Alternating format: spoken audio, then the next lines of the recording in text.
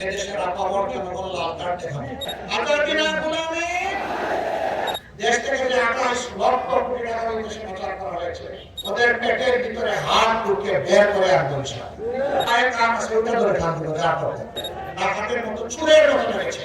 ইনশাআল্লাহ 12 তারিখ দেশের আপামর জনগণ লাল কার্ড দেখাবে। ইনশাআল্লাহ আমরা এই নীতিদেরকে কথা দিচ্ছি। ইনশাআল্লাহ 13 তারিখ থেকে নতুন একটি বাংলাদেশ জনগণ পাবে। সেদিন আমাদের মায়েদেরকে আমাদের মাথার উপরে তুলে মর্যাদা দেব ইনশাআল্লাহ। জুলাই যুদ্ধের রাস্তায় নেমে বলে নাই আমাদেরকে বেকার ভাতা দেয়, তারা বলেছে আমাদেরকে কাজ দেয়। আমার পাওনা কাজটা আমার হাতে তুলে দেয়। আমি কারোর টেলিফোন আর কোটায় আমার নিজের মেধা যেন হারিয়ে না যায়, এই ছিল তাদের দাবি। আমার মেধা যোগ্যতা অনুযায়ী আমার যে প্রাপ্য সেটা আমার হাতে দেয়। আমরা যুবকদেরকে বলছি পরিষ্কার একদম সাফ, আমরা যুবকদের হাতে বেকার ভাতা তুলে দিয়ে অপমানিত করবো। আমরা তাদের প্রত্যেকটা হাতকে মজবুত করে গড়ে দেব দেশ গড়ার কারিগর হিসাবে। তারপরে কাজ তুলে দিয়ে বলবো এবার আগাও।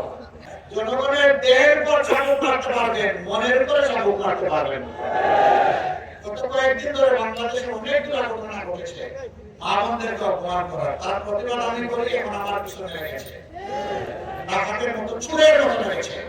সামনে থেকে মোকাবেলা করার সাহস নাই, পিছন থেকে এখন আমার পিছনে লেগেছে। পিছনের লোকেরা ইনশাআল্লাহ পিছনে পড়ে থাকবে, সামনে যেতে পারবে না। আমরা ছাড়তে পারবো না আবু সাঈদের হত্যাকারী, আমরা ছাড়তে পারবো না আফরাদ ফাইদের যারা হত্যাকারী, তাদের শাস্তি বাস্তবায়ন না করতে তাদের যেরকম ছাড় নাই। তাদের সহযোদ্ধা শরীফ উসমান বিন হাদি তার হত্যাকারীদের কোনো মায়া নাই, দয়া নাই, ছাড় নাই। আমরা লেজার পা ধরবো না, আমরা মাথার ওই যে ডানার পায়ের কাম আছে ওটা ধরে খান দেবো যা করবো, যাতে একজনের শাস্তি থেকে 1000 জন সুস্থ হয়ে যায়, খুব সুস্থ হয়ে যায়।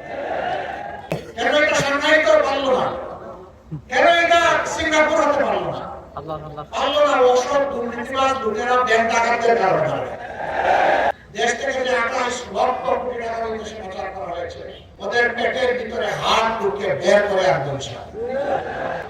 এবং সেই টাকা রাষ্ট্রীয় কোষাগারে জমা হবে, জনগণের উন্নয়নে ইনসাফ ভিত্তিক সেটা ব্যয় করা হবে। কোনো মামা খালু, কোনো প্রেসিডেন্ট, প্রধানমন্ত্রী, মন্ত্রীর মুখ দেখা হবে না। যার যেটা পাওনা তার কাছে সেটা পৌঁছে দেওয়া হবে। আমরা সেই শিক্ষা ব্যবস্থা গড়ে তুলতে চাই যে শিক্ষা মানুষকে মানুষ বানাবে, আবার একই সাথে দেশ গড়ার কারিগর বানাবে। আমরা কোনো একাডেমিক জাস্ট থিওরিটিক্যাল এডুকেশনে বিশ্বাসী নই। আমরা মোরাল এবং প্রফেশনাল এডুকেশন আমাদের সন্তানদের হাতে তুলে দেবো ইনশাআল্লাহ। আজাদ বিনা গোলামি ইনশাআল্লাহ আমরা সবাই ভোট দিব। সমস্ত জনগণকে উদ্বুদ্ধ করে সাথে নিয়ে জোয়ার সৃষ্টি হয়েছে, সেই জোয়ার বুকের বাক্সে পৌঁছে দেবো ইনশাআল্লাহ।